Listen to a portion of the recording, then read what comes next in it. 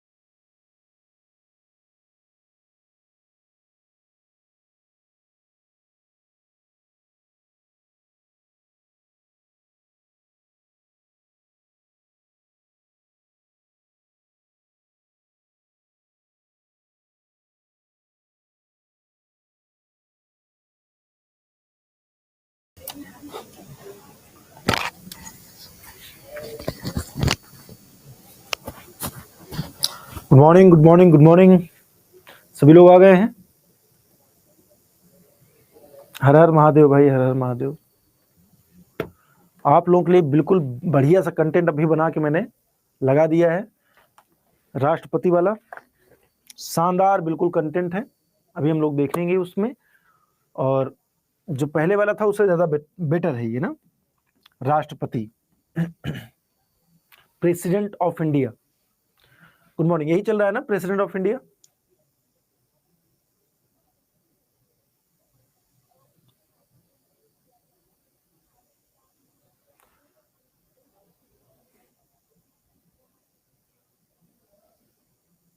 दो क्लास मंजूरी नहीं हुई है ईवीएस की। ईवीएस की कम से कम 7-8 क्लास हुई है। 2 क्लास कहाँ आपने देखा? 2 क्लास थोड़ी है, 7-8 क्लास हुई है ईवीएस की, है ना।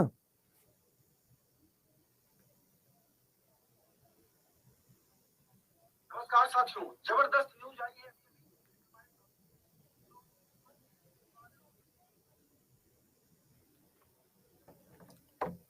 चलिए आगे बढ़ें। तो अभी हमने सब कुछ लगभग देख लिया है। एक बार थोड़ा सा उसको रिवीजन कर लेंगे जो हमने देखा है। जैसे कि पार्ट 5 में, कॉन्स्टिट्यूशन वाले पार्ट में हमें बताया गया है कि इसके बारे में, प्रेसिडेंट के बारे में जानकारी मिलती है। और राष्ट्रपति भारत गणराज्य के राज्य प्रमुख हैं। राष्ट्रपति भारत कार्यपालिका, विधायिका और न्यायपालिका के औपचारिक प्रमुख होते हैं। भारतीय सशस्त्र बलों के कमांडर इन चीफ भी होते हैं, सेनापति भी होते हैं। ये आपने देख लिया। लो साउंड है भी, साउंड क्लियर नहीं है क्या, जरा एक बार बताइए, साउंड क्लियर नहीं है क्या? चलिए आगे आपने देखा कि बहुत सारी चीजें, प्रधानमंत्री, मंत्रिपरिषद भारत के अटॉर्नी जनरल के साथ केंद्रीय कार्यकारिणी का हिस्सा है। How is the president elected, ये आपने देखा कैसे इलेक्शन इनका होता है, कैसे क्या सारी चीजें होती हैं। उनके चुनाव संबंधित किसी भी विवाद के लिए सुप्रीम कोर्ट द्वारा लिया जाता है। अगर कोई विवाद है राष्ट्रपति से संबंधित तो चुनाव में, तो सुप्रीम कोर्ट उसका जो है निपटारा करता है। आगे what are the qualification of president, ये सारी क्वालिफिकेशंस होनी चाहिए। ये सब अभी मैं आपको दे दूंगा, अभी मैंने बनाया बढ़िया और बेहतरीन कंटेंट एकदम आप लोगों के लिए दिया है मैंने, जिससे कि आप लोग रिवाइज कर सकें अच्छे से। What is the procedure of impeachment of a president, यही अभी हमको पढ़ना है ना, कि अगर राष्ट्रपति पर महाभियोग, ये देखिए राष्ट्रपति पर महाभियोग कैसे चलाया जाता है। राष्ट्रपति पर महाभियोग, हेडिंग डालेंगे सभी लोग, हेडिंग डाले ही होंगे, डालना क्या है, ठीक है, डायग्राम से बताएंगे, लेकिन पहले देख लीजिए। जैसे यहां पे बताएगा the only condition for the initiation of impeachment of Indian president is the violation of the constitution, यानी कि अगर महाभियोग की प्रक्रिया स्टार्ट होती है तो उसका सिर्फ एक ही आधार होगा, और वो आधार होगा संविधान का उल्लंघन यदि हुआ हो तो। यदि संविधान का उल्लंघन हुआ हो, अतिक्रमण हुआ हो, तभी राष्ट्रपति पर महाभियोग चलाया जाएगा। ठीक है, नेक्स्ट, उन्हें लोकसभा के सदस्य के रूप में चुने जाने के लिए शर्तों को, ये क्या हो गया भाई, प्राधिकरण नहीं, ये सारी चीजें नहीं है।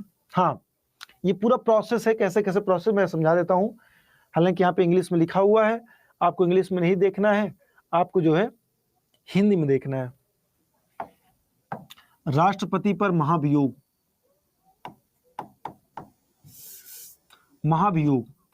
हेडिंग डालेंगे इम्पीचमेंट, आर्टिकल 61, ठीक है। तो अभी आपने देखा कि भाई अगर महाभियोग चलाया जाता है तो आधार क्या होगा, किस बेसिस पर महाभियोग का प्रस्ताव जो है वो पेश होगा संसद में, तो आधार यही होगा संविधान का अतिक्रमण या संविधान का उल्लंघन, संविधान का उल्लंघन। अगर संविधान का उल्लंघन हुआ है तभी जो है इंपीचमेंट का प्रोसेस चल सकता है, ठीक है, इंपीचमेंट का प्रोसेस चल सकता है। और किसके द्वारा, राष्ट्रपति के द्वारा संविधान का उल्लंघन हुआ हो तो ये चीज है। चलिए अब जैसे मान लीजिए कि ये हो गया, किस संवैधानिक प्रावधान किसमें है, यानी अनुच्छेद 61 में इसके बारे में जानकारी मिलती है, अभी आपने देखा ही था 61, आर्टिकल 61 में इंपीचमेंट के बारे में जानकारी मिलती है। संविधान का उल्लंघन पी द्वारा, पी मतलब प्रेसिडेंट द्वारा, अगर संविधान का उल्लंघन हुआ हो, अतिक्रमण हुआ हो, तभी जो है महाभियोग की प्रक्रिया स्टार्ट हो सकती है, ठीक है ना। चलिए ये हो गया। नेक्स्ट, नोटिस, कम से कम 14 दिन पूर्व पी को यानी प्रेसिडेंट को नोटिस दिया गया हो कि भैया आप पर हम जा रहे हैं महाभियोग चलाने, नोटिस दी गई हो। यह है कि कम से कम 14 दिन पहले राष्ट्रपति को बताया जाए कि आपके ऊपर महाभियोग प्रक्रिया स्टार्ट होने जा रही है। क्लियर।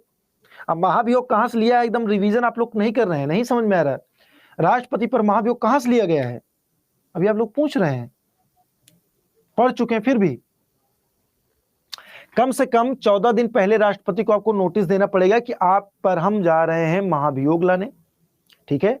और इस नोटिस, मान लीजिए आपने नोटिस दे दिया, अब आगे क्या होगा, आगे होगा ये कि 1/4 सदस्यों का हस्ताक्षर होगा प्रस्ताव पर।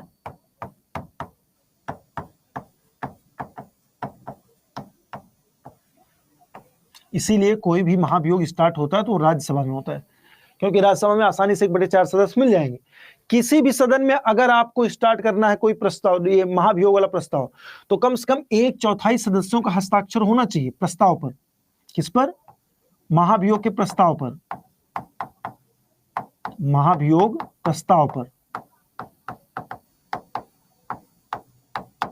महाभियोग के प्रस्ताव पर कम से कम 1/1/4 सदस्यों का हस्ताक्षर होना चाहिए। क्लियर, नोट कर लिया। अब देखिए, किसी भी सदन में पेश किया जा सकता है, ये प्रस्ताव जो है किसी भी सदन में, किसी भी सदन में शुरुआत की जा सकती है, शुरुआत की जा सकती है। अब देखिए, चाहे लोकसभा में स्टार्ट करिए या राज्यसभा में स्टार्ट करिए, किसी भी सदन में स्टार्ट कर सकते हैं आप। ठीक है, नोट कर लीजिए, किसी भी सदन में यह कार्यवाही स्टार्ट की जा सकती है, लोकसभा या राज्यसभा में। आधार आपने देखा कि संविधान का उल्लंघन हुआ हो राष्ट्रपति द्वारा, 61 में, अनुच्छेद 61 में इसके बारे में जिक्र मिलता है। प्रस्ताव लाने से पहले कम से कम 14 दिन पूर्व आपको नोटिस देना होगा राष्ट्रपति को कि आपके ऊपर हम ला रहे हैं महाभियोग, और उस प्रस्ताव पर जिस भी सदन में आप पेश करने जा रहे हैं, चाहे लोकसभा हो या राज्यसभा, 1/4 सदस्यों का उस प्रस्ताव पर हस्ताक्षर होना चाहिए उस नोटिस पर, और उसके बाद किसी भी सदन में इसको जो है इस प्रस्ताव को ला सकते हैं। ठीक है, अब आगे की प्रक्रिया क्या होगी? आगे की प्रक्रिया ये होगी कि मान लीजिए कि लोकसभा में इनिशिएट आपने किया, इनिशिएट एन इम्पीचमेंट चार्जेस, आपने लोकसभा में इसको इनिशिएट किया, सबसे पहले लोकसभा में आया, तो लोकसभा में आने के पहले राष्ट्रपति 14 दिन पहले बताना पड़ेगा, फिर लोकसभा के जितने कुल सदस्य हैं उसका 1/4 सदस्य उस प्रस्ताव पर हस्ताक्षर करे, और उसके बाद देखिए, the impeachment charges are signed by 1/4 of the members of Lok Sabha. 14 days notice is given to the President of India. यही चीज यहां पे लिखी गई है 2 पॉइंट में, कि एक तो 1/4 सदस्यों का हस्ताक्षर होगा, और दूसरा 14 दिन पूर्व नोटिस, 14 दिन पूर्व नोटिस होगी, उसके बाद लोकसभा में पेश होगा। अब देखिए, Lok Sabha passes the impeachment charges with 2/3 majority and sends it to Rajya Sabha. यानी अगला कदम क्या होगा? अगला कदम होगा दोस्तों कि लोकसभा क्या करेगा? 2/3 बहुमत द्वारा, 2/3 बहुमत द्वारा प्रस्ताव को पास करेगा, प्रस्ताव को पास करेगा।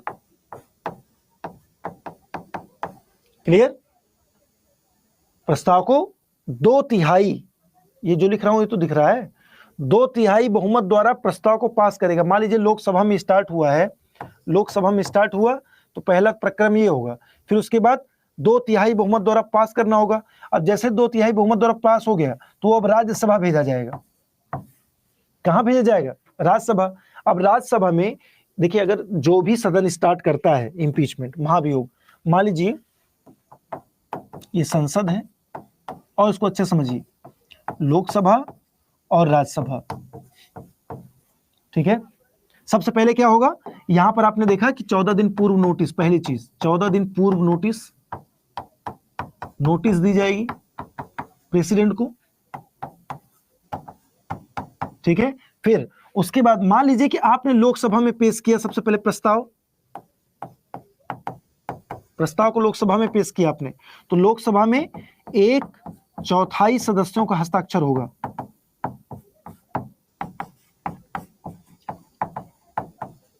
ठीक है, और उसके बाद क्या होगा? उसके बाद होगा 2/3 बहुमत द्वारा पास करना पड़ेगा। इस प्रकार से डायग्राम बनाइए, 2/3 बहुमत द्वारा पास हो गया। अब ये जो है पास करने के बाद राज्यसभा में जाएगा। ठीक है, राज्यसभा में जाएगा। अब जो भी दूसरा सदन है वो क्या करेगा? वो एक समिति का गठन करेगा, जांच समिति बैठाएगा। अगर राज्यसभा में पेश होता तो लोकसभा जांच समिति बैठा था, लोकसभा में पेश हुआ है इसलिए राज्यसभा, दूसरा सदन हमेशा जांच समिति बैठाएगा, जांच समिति का गठन करेगा ये। अगर ये जांच समिति पाती है कि जो आधार लगाया गया है वो सही है, तो राज्यसभा को भी 2/3 बहुमत द्वारा इसको पास करना होगा।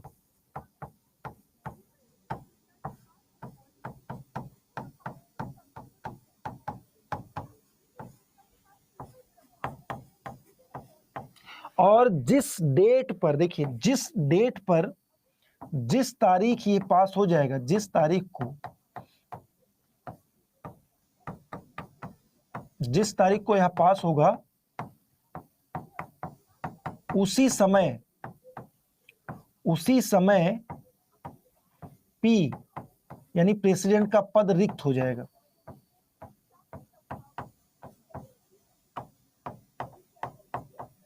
उसी समय प्रेसिडेंट का पद क्या हो जाएगा? रिक्त हो जाएगा। अब समझ में आया? पूरा एकदम इस डायग्राम से आपके समझ में आ गया होगा।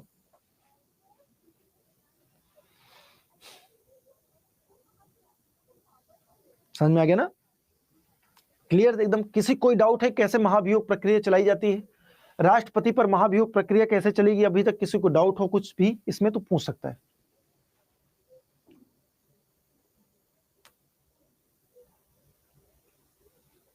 रिपीट करें? नोट कर लिए इसको? पहले नोट कीजिए, उसके बाद रिपीट करता हूं मैं।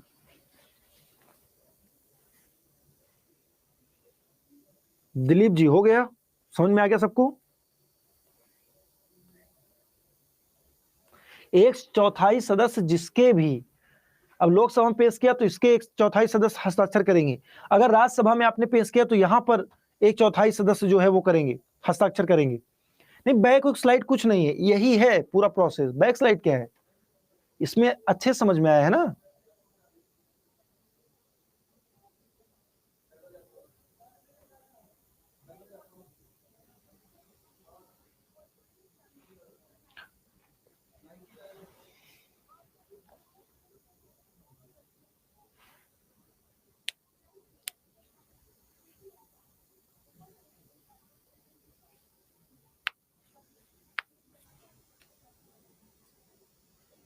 नोट कर लिया?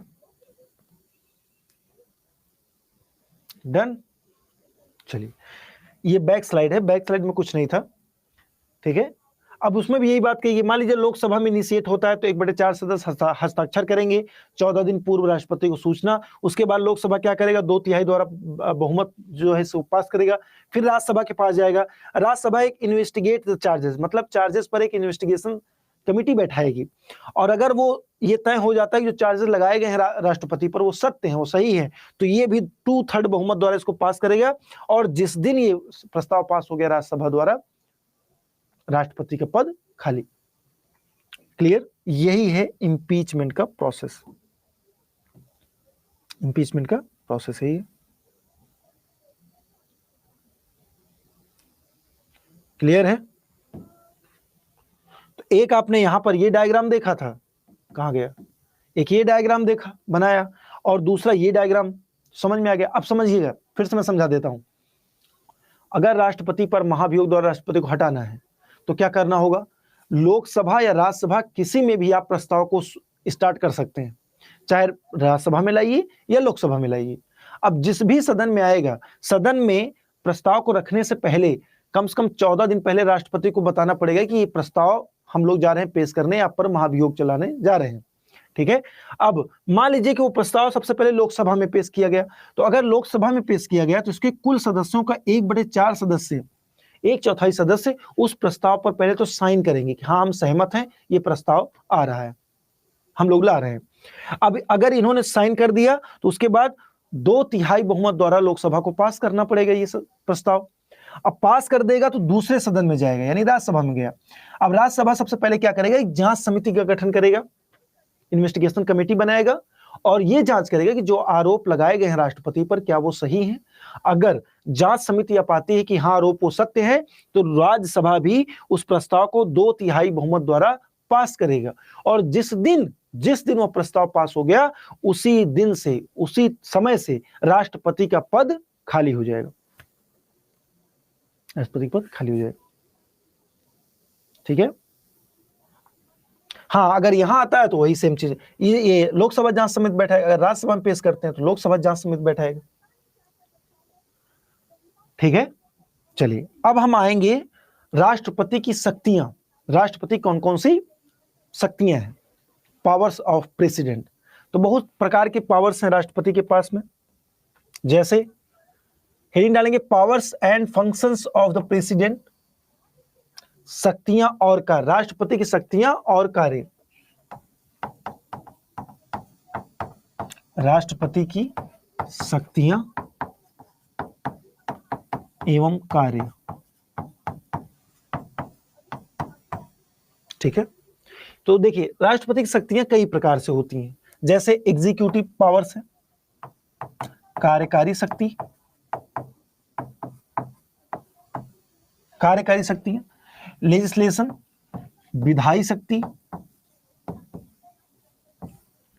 फाइनेंशियल वित्तीय शक्ति, सब राष्ट्रपति शक्ति हैं, जुडिशियल न्यायिक शक्ति,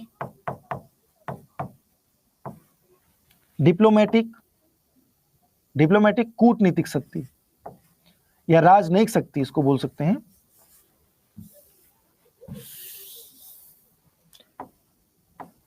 राजनयिक शक्ति, मिलिट्री सेना शक्ति या सैन्य शक्ति, इमरजेंसी आपातकालीन शक्ति। नोट करेंगे।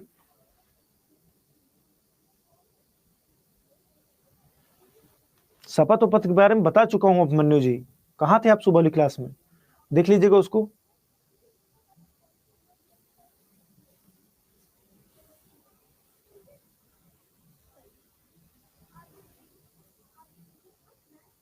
ये कई प्रकार की शक्तियां हैं, अब हम एक एक करके शक्तियों को समझने वाले हैं। जैसे सबसे पहला, कहां गया भाई पावर्स, कहां गई,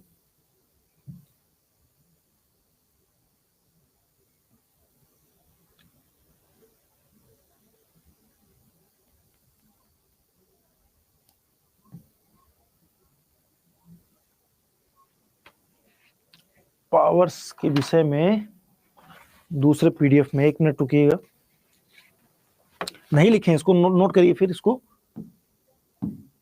नोट कीजिए इसको।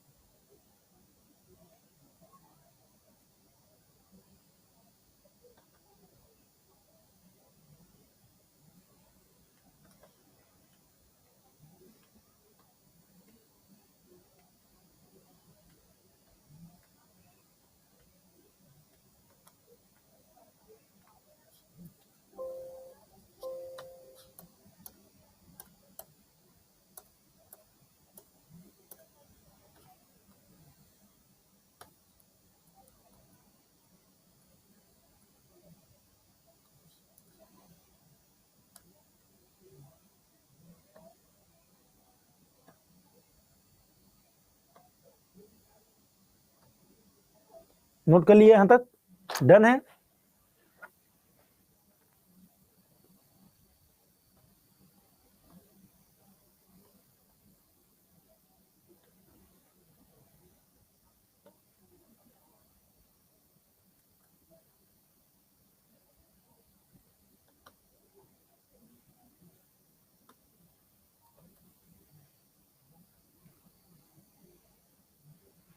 चलिए दूसरी पीडीएफ में दे दे रहा हूं, तो सारी शक्तियों के बारे में दूसरी पीडीएफ में ना, तीसरी बस कॉपी कर रहा हूं, हो गया।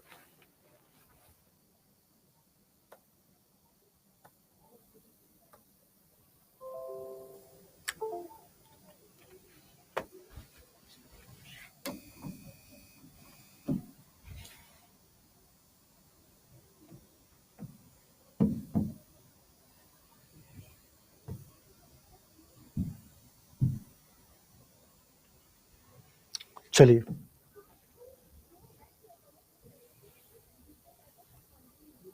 सबसे पहला डालेंगे एग्जीक्यूटिव पावर्स, कार्यकारी शक्तियां। अब देखिए समझिए, कार्यकारी शक्तियों को समझिए। पहला क्या कह रहा है, as per the article 53 of the constitution of India the president has the following executive power. 53 के अनुसार कितने पावर्स हैं, कौन कौन से जो है कार्यकारी शक्तियां हैं, तो निम्नलिखित कार्यकारी शक्तियां हैं। पहला है right to be informed of all the nations affair, all the nations affair, यानी सभी का, ऐसे लिख लीजिएगा हिंदी में, सभी कार्यकारी शक्तियां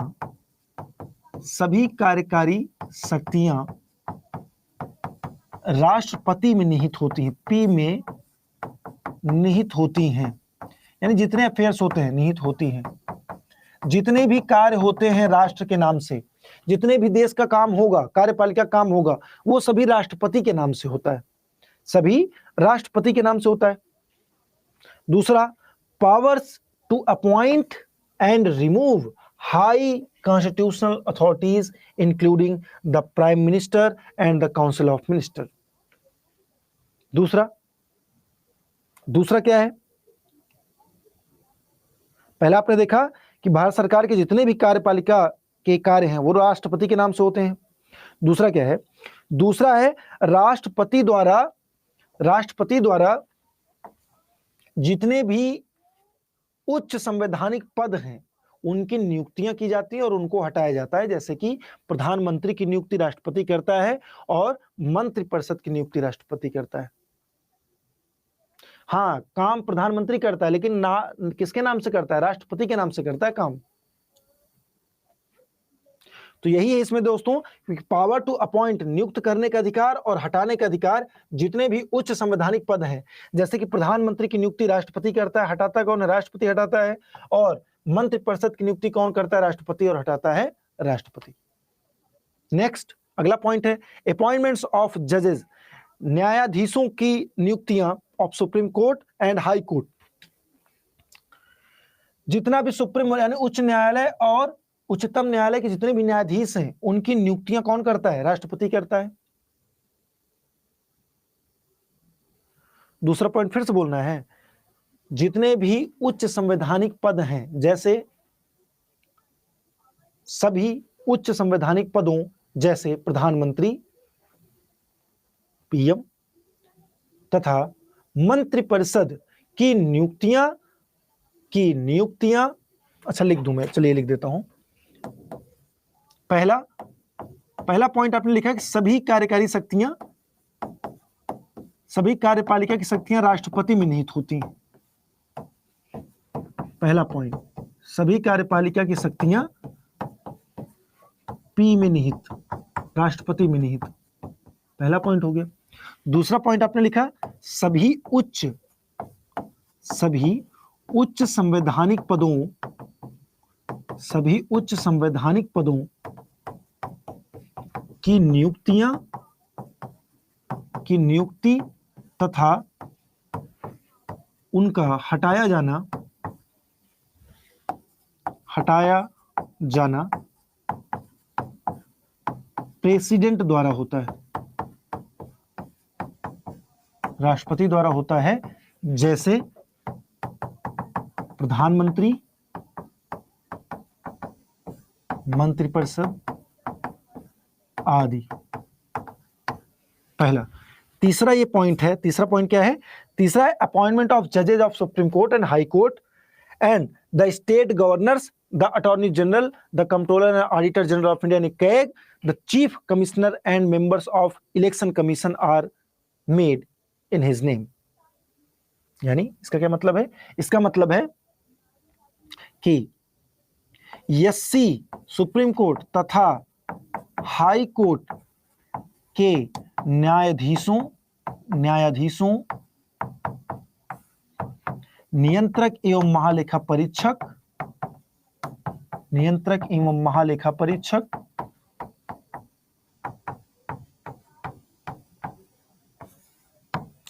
और क्या था? अटॉर्नी जनरल को क्या बोलते हैं?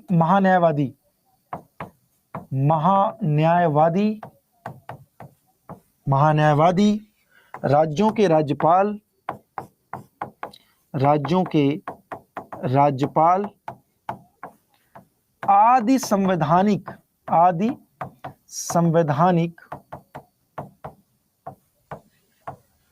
पदों की नियुक्तियां राष्ट्रपति द्वारा की जाती हैं।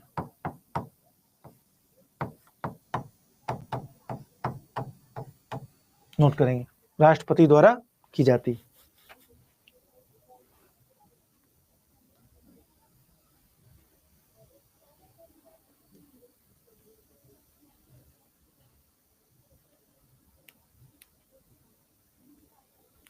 डन, लिख लिया सबने?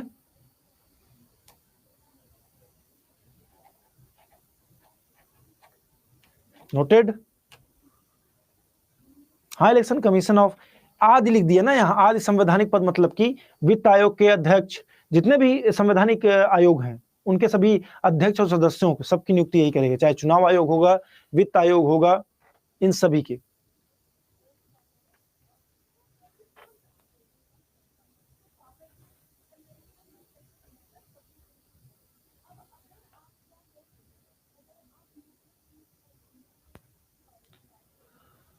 डन।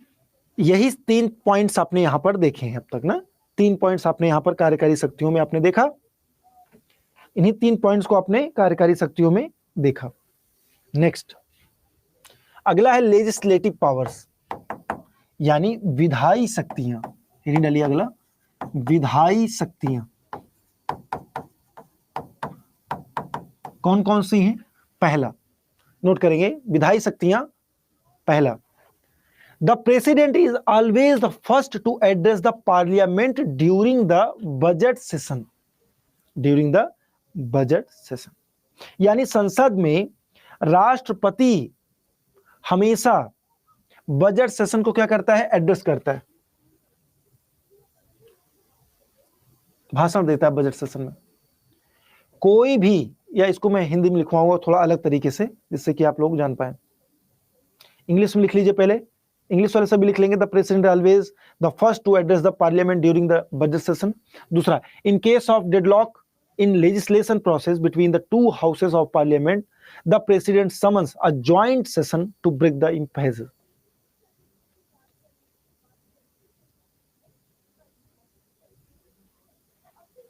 तो पहला यहां पर आपने विधायी शक्ति देखा, देखिए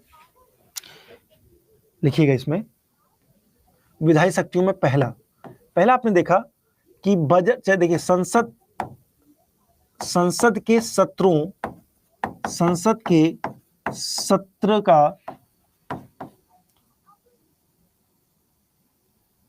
का उद्घाटन, एक तरीके से सत्र का उद्घाटन, अभिभाषण,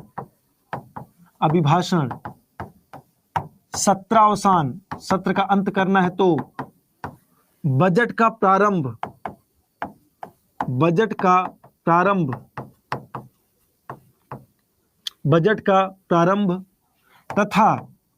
तथा संयुक्त सत्र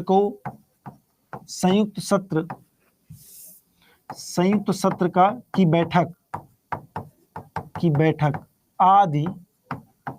आदि राष्ट्रपति द्वारा की जाती है। अभी मैं इसको समझा देता हूं, राष्ट्रपति द्वारा की जाती है, ये देखिए, ठीक है, आदि राष्ट्रपति द्वारा की जाती है।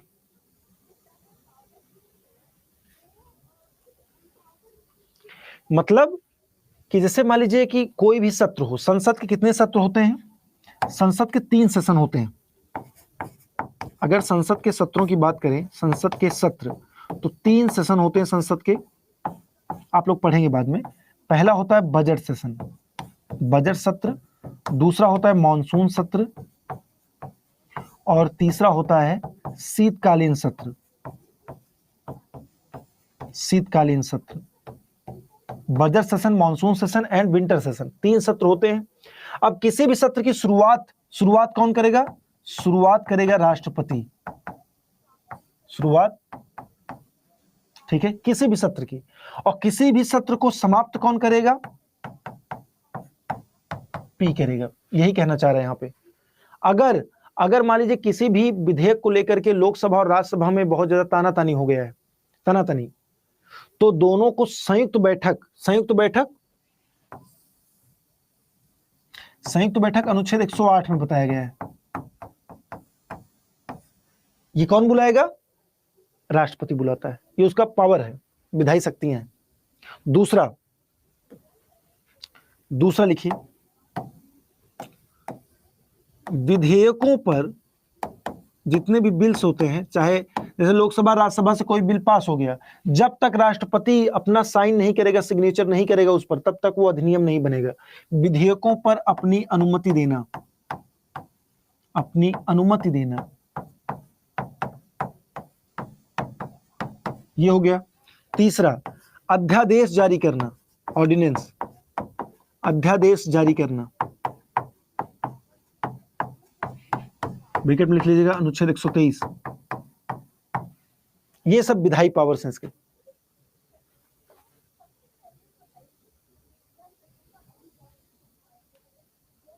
अध्यादेश जारी करना,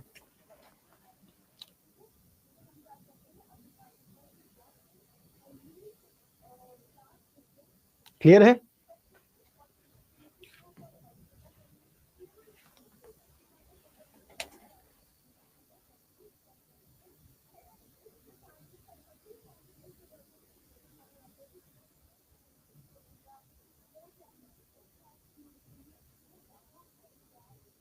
हाँ, क्षितिज चाहते हैं कि मैं मुन्ना कुछ बोलूं, क्षितिज जो है चाहते हैं कि मैं मुन्ना कुछ बोलूं। ठीक है भाई, लिख लेंगे, मुन्ना जी नहीं लिखे हैं अभी। नॉट डन, देखिए लिख रहे हैं नॉट डन। चलिए लिखिए फटाफट। अध्यादेश में समझा देता हूं, अभी पहले लिख तो लीजिए, अध्यादेश समझा देता हूं। नोट कर लिया? चलिए थोड़ा तेज लिखेंगे, अब सतरंगी पेन इस्तेमाल नहीं करेंगे, एक ही पेन से पहले लिखिए, तेज तेज से थोड़ा।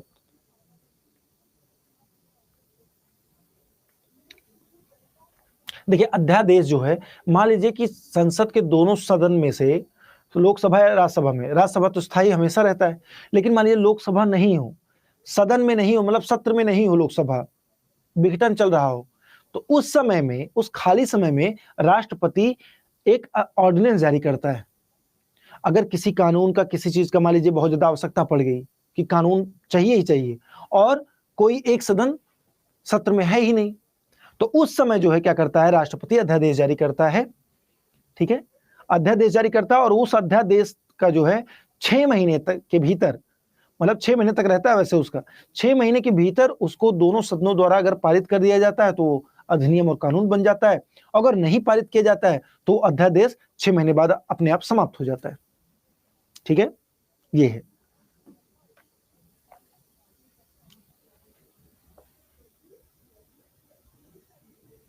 चलिए हो गया? मुन्ना जी लिख लिया आपने? 6 मंथ वाला कैसे बताया सर? अभी बता देता हूं, पर लिख लीजिए, ये दोनों पॉइंट्स लिख लेंगे। विधेयकों पर अपनी अनुमति देना, अध्यादेश जारी करना।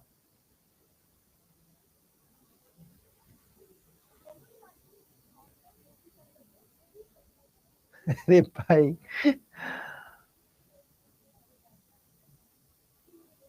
अच्छा आशा भारती जी हैं, आशा भारती, मुन्ना जी मतलब आशा भारती जी, मुन्ना जी को खाम खा लपेट रहे हैं आप लोग। आशा जी हैं, आशा जी लिख लिया आपने? क्लियर है? श्वेता देखिए बता दिया, 6 वीक्स एंड 6 मंथ, यानी मैक्सिमम लाइफ एक ऑर्डिनेंस की हो सकती है 7.5 महीने, है ना। 6 महीने के भीतर, मतलब आप जानते हैं कि जैसे एक साल में कम से कम 2 सत्र अनिवार्य हैं संसद के। वैसे 3 सत्र होते हैं, लेकिन 2 सत्र संसद के अनिवार्य हैं एक साल के भीतर। अब 2 सत्र का मतलब है कि 2 सदनों के बीच में 6 महीने ज्यादा का अंतर नहीं होना चाहिए, इसीलिए 6 महीने रखा गया है विधेयक, अध्यादेश का लाइफ 6 महीना प्लस 6 वीक, और 6 वीक कौन सा, जिसमें सदन जो है दोनों पास करें उसको, अगर पास कर देते तो कानून बन जाता है, नहीं तो 6 महीने बाद खत्म। ठीक है, डन। चलिए, तो यहां पर आपने ये सारी चीजें देख लिया, इंग्लिश में भी देख लेंगे आप लोग कि इन केस ऑफ डेडलॉक, तो यहां पे ज्वाइंट सेशंस का प्रावधान है अगर दोनों में कुछ अनबन होती है। President sanctions mandatory of legislation such as creating new state और changes of boundary existing state, ये सब भी करता है। Legislation dealing with fundamental rights under the constitution require the president's consent, ये सब आप लोग देख लीजिएगा। आगे बढ़ेंगे, अगला है आपका, हाँ, मनी बिल यानी धन विधेयक। नोट कीजिए अगला पॉइंट, धन विधेयक पर संस्तुति, मतलब मनी बिल, अगर आपको धन विधेयक पेश करना है लोकसभा में, तो पहले क्या होगा, प्रेसिडेंट का कंसेंट चाहिए होगा, यानी धन विधेयक पर राष्ट्रपति की पूर्वानुमति चाहिए।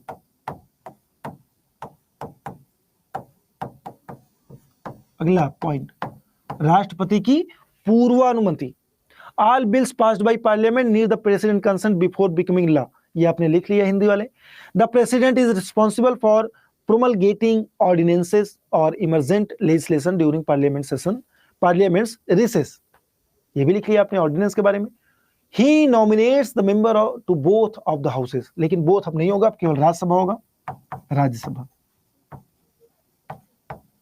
राज्यसभा में ये 12 मेंबर्स को नॉमिनेट करता है, 12 मेंबर्स को।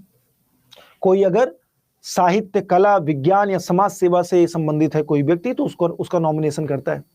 4 विषय हैं 12 मेंबर्स का, 4 विषय, साहित्य, लिटरेचर, कला, आर्ट, समाज सेवा, सोशल वर्क, समाज सेवा या विज्ञान, साइंस। अगर इससे कोई व्यक्ति संबंधित है तो 12 ऐसे सदस्यों को का नॉमिनेशन राज्यसभा में प्रेसिडेंट करता है। ये भी उसका क्या है, ये भी उसका विधायी शक्ति है उसकी। Clear, done. चलिए, छोटा सा पॉइंट था, नोट कर ही लिया होगा आप लोगों ने। बताइए भाई, नोट हुआ?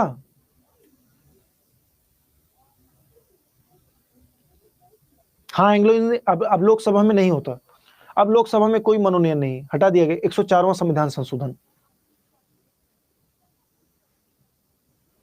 7वां फिर से बताएं, the president is responsible for the promulgating ordinances और emergent legislation during parliament's recess. यानी अगर कोई भी संसद का कोई भी सदन सत्र में नहीं है तो राष्ट्रपति अध्यादेश जारी कर सकता है,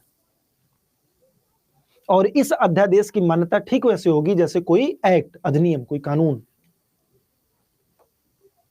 नहीं करते, हाँ दिलीप, प्रेसिडेंट के इलेक्शन में ये वोट नहीं करते हैं, लेकिन महाभियोग में करेंगे।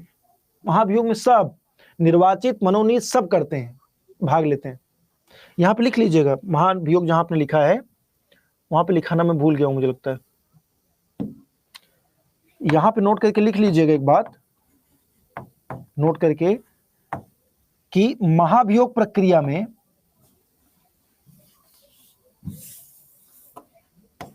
महाभियोग की प्रक्रिया में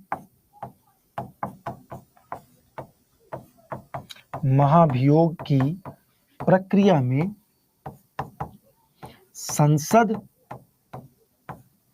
तथा राज्य विधानमंडल, राज्य विधानसभाओं के सभी सदस्य,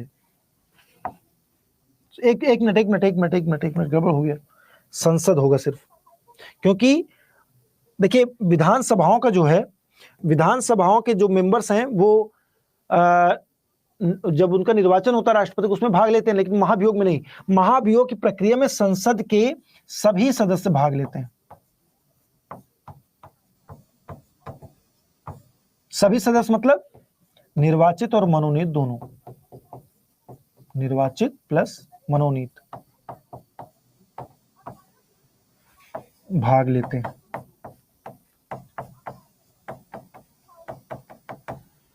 क्लियर?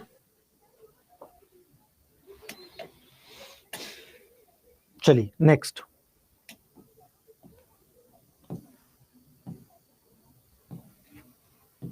जुडिशियल पावर्स, न्यायिक शक्ति। अगला हेडिंग डालिए, राष्ट्रपति की न्यायिक शक्तियां। राष्ट्रपति की न्यायिक शक्तियां, पहला है the president has the privileges of judicial power. पहला है ही रेक्टिफाइज जुडिशियल एरर्स, ही रेक्टिफाइज जुडिशियल एरर्स। इसका मतलब क्या है? इसका मतलब यह है कि कोई भी मान लीजिए जुडिशियल, अगर न्यायपालिका से या न्यायिक कोई त्रुटि हुई है तो उसको रेक्टिफाई कौन करता है? राष्ट्रपति। बहुत इंपॉर्टेंट पॉइंट नहीं है। दूसरा, has the power to grant pardons and reprieves from punishment, यानी क्षमादान की शक्ति। नोट कीजिए, क्षमादान की शक्ति। ब्रैकेट में लिख लीजिएगा अनुच्छेद 72, क्षमादान की शक्ति अनुच्छेद 72, क्षमादान की शक्ति अनुच्छेद 72।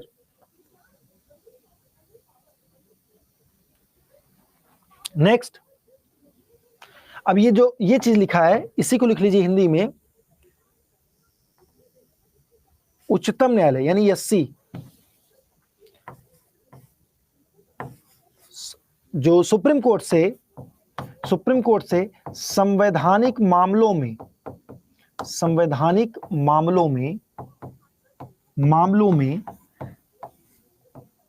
सलाह लेने की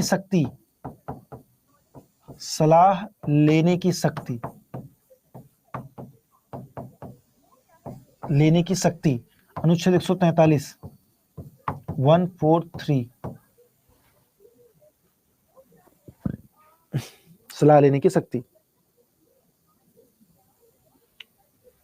एक और पॉइंट लिख लीजिएगा, चौथा पॉइंट यहां लिख देता हूं मैं, supreme court and high court के न्यायाधीशों की नियुक्ति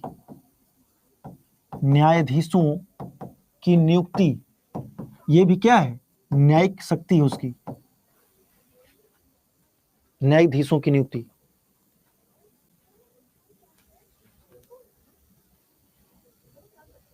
क्षमादान की शक्ति है 72 में और संवैधानिक मामलों में सलाह लेने की शक्ति है अनुच्छेद 143 में।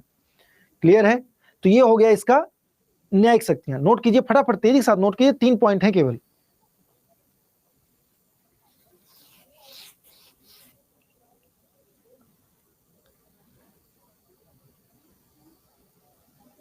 डन। एक सेशन लगा होगा मेरा 50 पे, देखता हूं।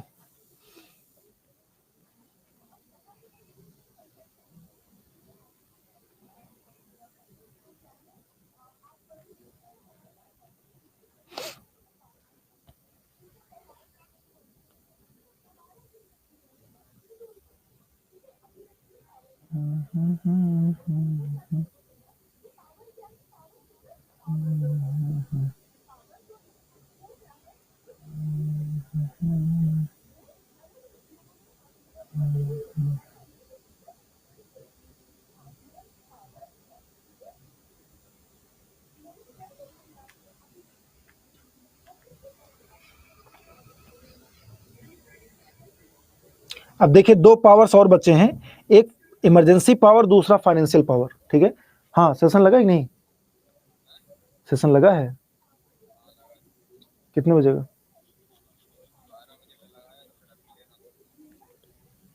चलो ठीक है, 12 बजे के रहने दो।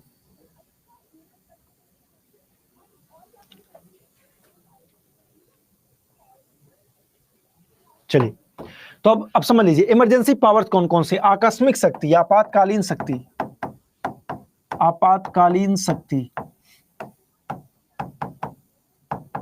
ध्यान समझिएगा। ठीक है, बैक करूं संभव जी?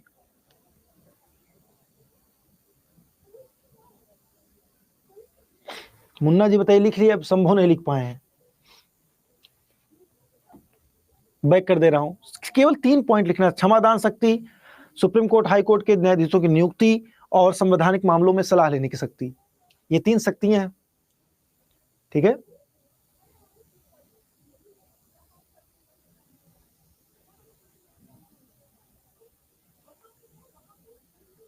हो गया। चलिए, अब इमरजेंसी पावर समझिए। तो कुछ इमरजेंसी पावर है और 3 प्रकार की, 3 kinds of emergency power of the president. पहला, डिक्लेरेशन ऑफ नेशनल इमरजेंसी, राष्ट्रीय आपातकाल की घोषणा करना, राष्ट्रीय आपातकाल की घोषणा करना, राष्ट्रीय आपातकाल की घोषणा करना। क्लास खत्म। और दूसरा, the president can declare a state emergency based on political emergencies due to constitutional of law and order breakdown. मतलब कि राष्ट्रपति शासन, सिंपल सा राष्ट्रपति शासन, राज्यों में क्या है? राष्ट्रपति शासन। ठीक है ना, राज्यों में राष्ट्रपति शासन लगता है। ये लगता है अनुच्छेद 352 के तहत 352, और ये लगता है आर्टिकल 356 के तहत। 356। क्लियर? डन। सीएम को फटकार लगाने की पावर किसके पास है? अभी पहले इसको पढ़ लीजिए, उसके बाद फटकार लगाइएगा जिसको लगाना होगा। बस खत्म है 12। मैं लेता हूँ भाई पेड। मेरी ड्यूटी मैं निभाता हूँ अच्छे से। आप लोग देखिए आराम कर रहे हैं। अगला है the president has to power the intervene when financial stability, यानी वित्तीय आपात। तीसरा है वित्तीय आपातकाल। वित्तीय आपातकाल नोट कर लीजिएगा। 3 आपातकालीन शक्तियां होती हैं राष्ट्रपति के पास। पहला राष्ट्रीय आपातकाल घोषणा करना, दूसरा राष्ट्रपति शासन, और तीसरा वित्तीय आपातकाल की घोषणा करना। नोट कर लीजिएगा। ये वित्तीय आपात किसमें है? आर्टिकल 360 में, अनुच्छेद 360 में। अनुच्छेद 360 नोट किया। चलिए अब बाकी की बातें, फाइनेंशियल है, फाइनेंशियल रोल्स है, इसको मैं दे देता हूं। अगर आपके समझ में आएगा तो ठीक है, नहीं तो कोई बात नहीं।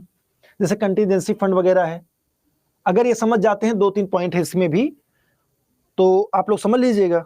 फिर जो है ये आता है कि राष्ट्रपति में अब तक कौन कौन से राष्ट्रपति हुए हैं, और यहाँ पे मैं आपको दे देता हूं जितने भी इंपॉर्टेंट आर्टिकल्स हैं, जो मैंने लिखवाया भी है, लेकिन और भी ये आर्टिकल्स मैं आपको दे देता हूं। और आपको यहाँ पर लिस्ट भी मैं दे दे रहा हूं 1950 से लेकर के 2023 तक जितने भी राष्ट्रपति बने हैं। श्री रामनाथ कोविंद के बाद फिर द्रौपदी मुर्मू बनी है। एक यहाँ पे आप लोगों के लिए होमवर्क है कि आपको बताना है इनका नाम, ठीक है? इनका नाम आपको बताना है, होमवर्क में है। बाकी ये आपका पूरा जो है राष्ट्रपति वाला सेगमेंट होता है खत्म। अगर कोई भी चीज रह जाएगी दोस्तों, कोई भी चीज मान लीजिए रह जाती है, तो उसको मैं बता दूंगा, ठीक है? कोई भी चीज मान लीजिए रह जाती है तो उसको मैं नेक्स्ट क्लास में बता दूंगा। बाकी राष्ट्रपति आपका यहां पे इस तरीके से होता है खत्म। ये मैं आपको फाइल दे देता हूं। अगर कोई बात आपके समझ में नहीं आई है तो उसको पूछ लेंगे ना नेक्स्ट क्लास में, अगली क्लास में उसको पूछ लेंगे। हाँ, पीडीएफ में दे दे रहा हूं।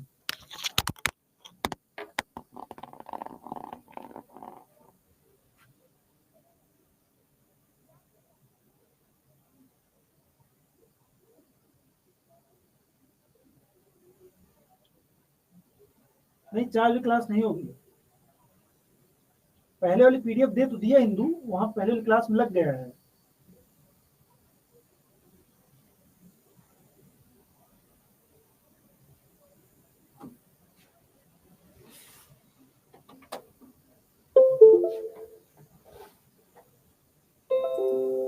अभी आपको पीडीएफ अगर नहीं दे पाए ना, फिर अपने आप बंद हो जाती है क्लास, ये समस्या है इसमें। इसलिए थोड़ा पहले से जो है सतर्क और सावधान रहना पड़ता है।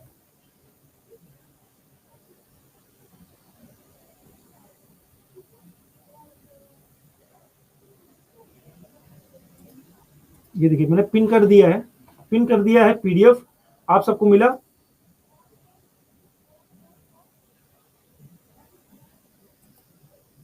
कल की टाइमिंग आज ही अपडेट करवा दूं, मतलब मंडे वाली टाइमिंग।